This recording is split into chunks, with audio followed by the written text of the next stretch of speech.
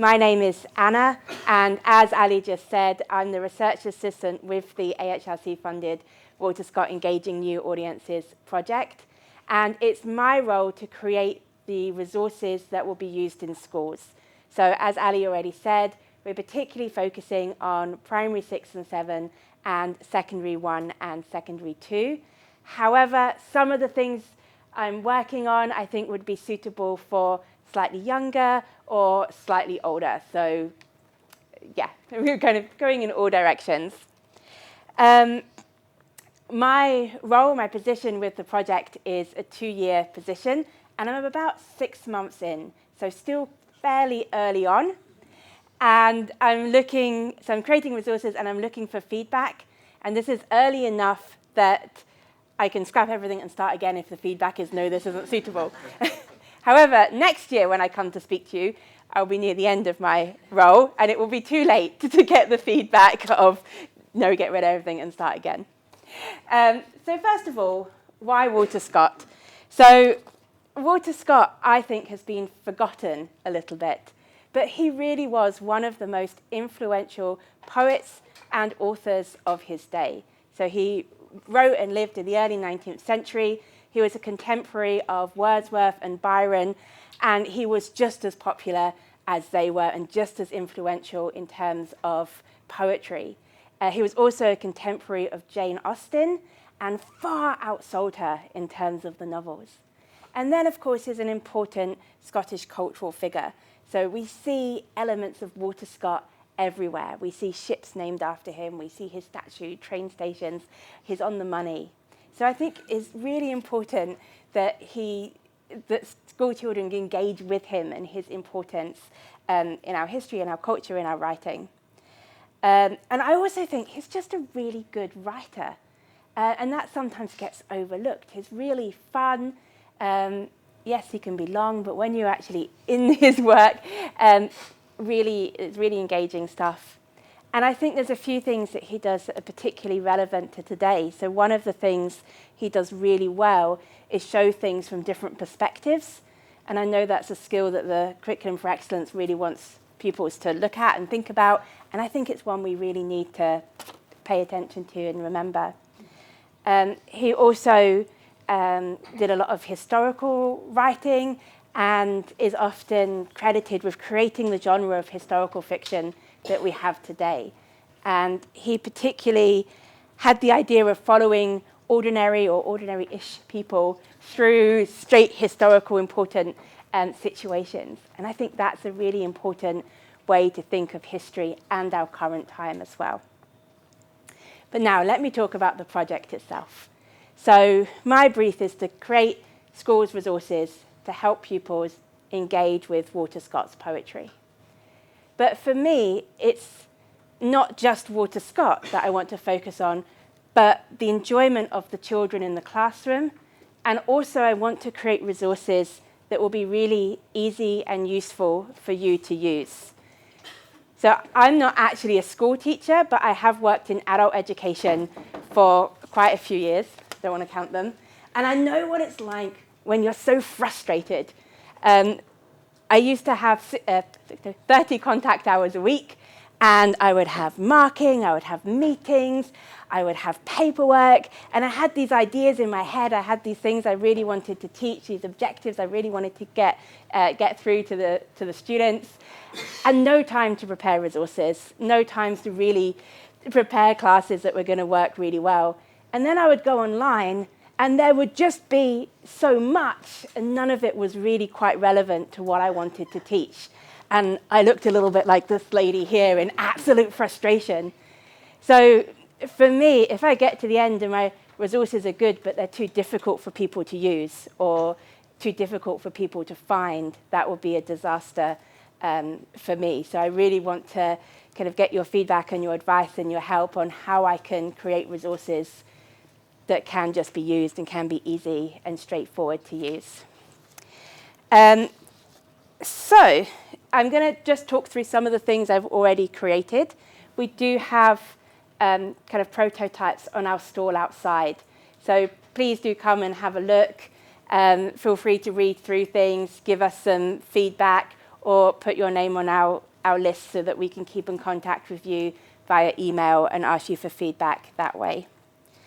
I would like to be able to trial some of the resources, either by sending them to you or by coming into your school. I've got all the PVG checks and everything, so let me know if you'd be interested in that.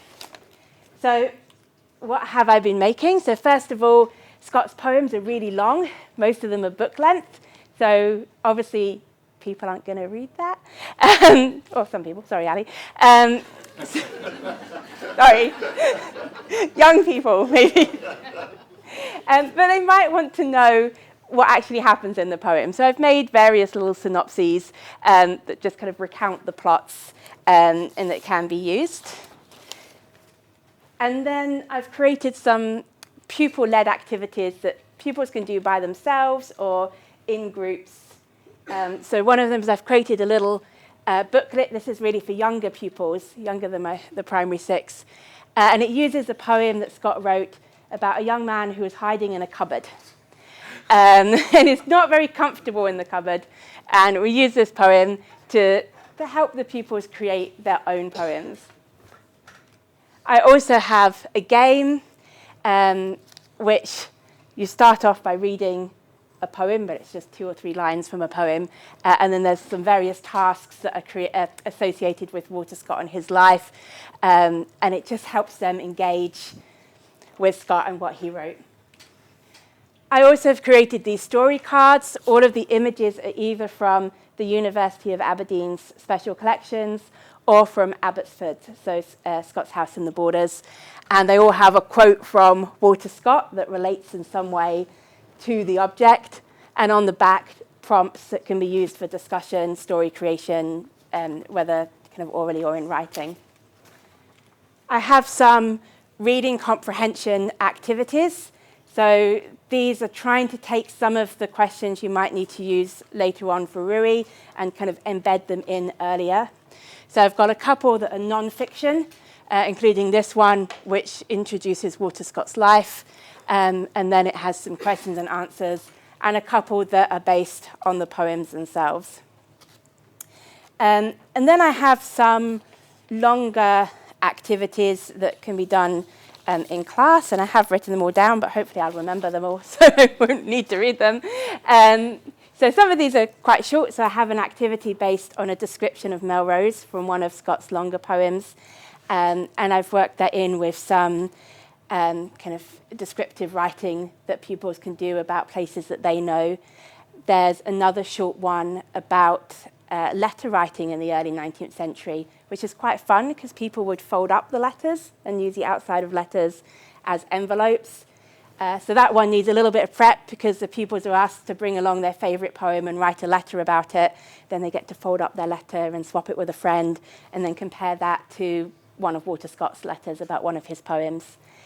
Then there's one which is about, which I actually have, I think, starts off with a poem called The Lay of the Last Minstrel, which begins with a minstrel walking down the street, probably not the street, walking along, and everything's mysterious and he's really sad. And I use that as a starting point for the pupils creating their own stories. So kind of the prompt is, who does the minstrel meet on his way? And we have some quite wild ideas of whom he might meet.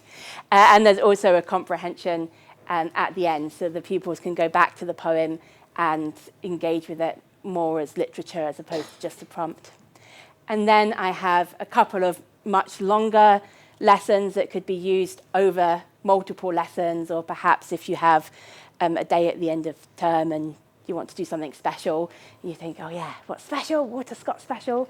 So there's one for primary pupils on Jack of Hazeldean, and there's one for secondary pupils on the Lord of the Isles, and that goes in all different directions. So it goes off thinking about the food that they would have eaten. It goes off with some creative writing prompts, some descriptive writing, and some analytical writing as well. So if you want to find out more about any of that, please do come to our stall in the breaks and at lunch.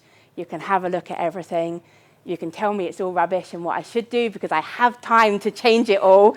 And also you can look at things, you can give me targeted feedback. You can say whether there's anything that you would like to use potentially in the future, whether you're willing to trial anything, or have me come and trial things in your classroom. So that's basically the project that I'm involved in.